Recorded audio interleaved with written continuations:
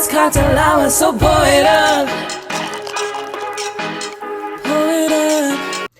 What's up, guys? It's your girl, Zeta Lisa. Welcome to Mama's Cocktail Hour. Come on in. Get your cannabis, get your coffee, get your vino, whatever your poison is, and get your butt in here. I know I've been gone for a minute, so thank you guys for being loyal and coming back. But let's get into it because there is way too much Diddy stuff going on.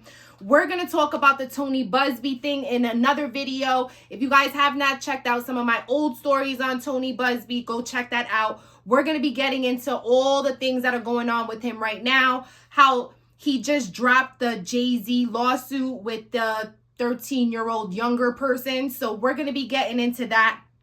But today, we are going to be discussing one of the most craziest Diddy lawsuits. And it's like every lawsuit that Diddy has is crazy. You read one and you're like, okay, it can't get no worse than this. But apparently it has. Okay. The newest lawsuit regarding Diddy says Diddy hired younger females for sex parties, says new lawsuit that came out yesterday on Valentine's Day. So shout out to all my lovers out there. Happy Valentine's Day, guys. But that doesn't mean that the mess doesn't stop, okay? So let's get into this lawsuit real quick. Go get comfortable, get comfy, and let me break it down exactly what is going on in the world of Sean Diddy Combs.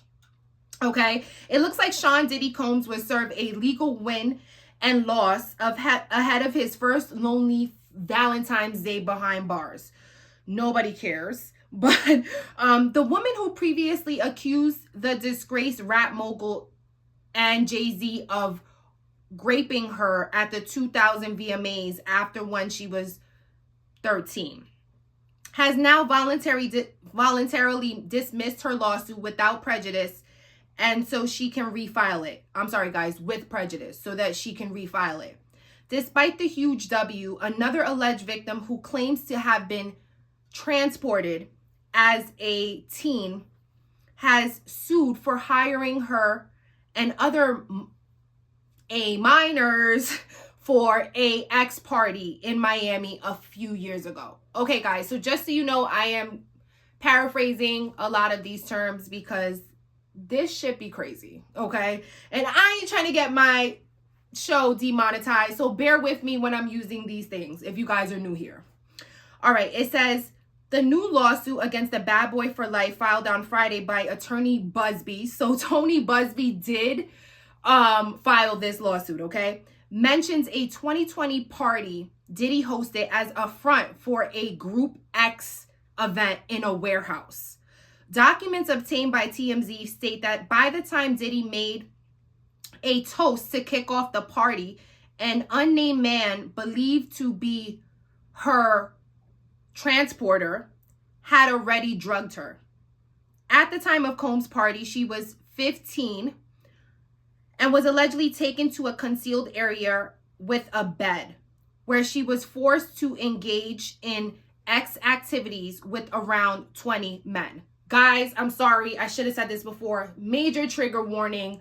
I don't want anybody to be watching this who's like not prepared for this, or maybe you too have had trauma with stuff like this. So trigger warning. It gets pretty dark. So please tune off if you're not ready for this. After I already then gave y'all some of it. But I tried, okay? It says, let's get back into it. It says, although the accuser didn't mention Diddy being directly involved with her during the actual encounter, she alleged he was nearby with a Latina who seemed to be around 12 or 13. She still accused the Revolt founder of watching with others while others got involved with her. The plaintiff claimed to have been controlled by various pimps since the age of 12. The other younglings with whom Diddy did have sex with at the party reportedly from all the same transporter group. According to her lawsuit, a Virginia sting operation saved her from the transport 2 years after the alleged incident, which she claims ended with her transport taking her and other girls to a secret location.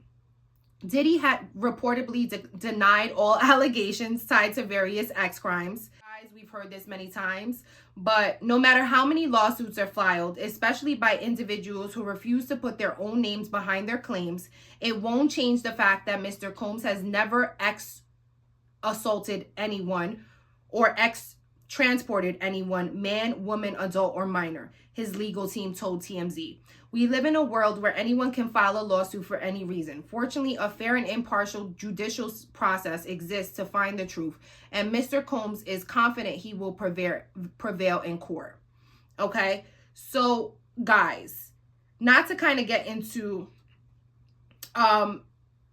any of the darkness of it, but again, like, this is basically having to do with transporting minors. Now, we can't use the other T word that's in there, but you guys can be creative to understand what I'm saying, right? So this has to do with not just like older women. This has to do with people who are alleging they're of the age of like 12 and 15. And this is like scary, dark stuff. Like, we're seeing warehouses, loads and loads of men coming in. Like, this is, I would say, one of the darkest, although I've heard some of his other stuff. If you guys like, I can't go through every lawsuit, guys, because at this point it's just becoming so damn grim. It's becoming so grim. With each lawsuit, we're getting a different vibe into what Diddy's dark days look like. Now, remember when Diddy said that he would, he had some dark days at the award show? Let's just let you guys hear that real quick. A special thank you to the people that was really like there for me. Bishop T.D. Jakes, my chief of staff, Christina Coram, KK,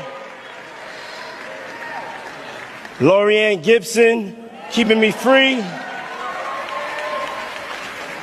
Yeah, and also Cassie for holding me down in the dark times. Love. I'm starting to wonder now if those dark days were really like him looking back in his most soberest moments, thinking like, I can't believe I did that. Like, I'm not a therapist. I don't know. Like I said, on this channel, I like to be fair.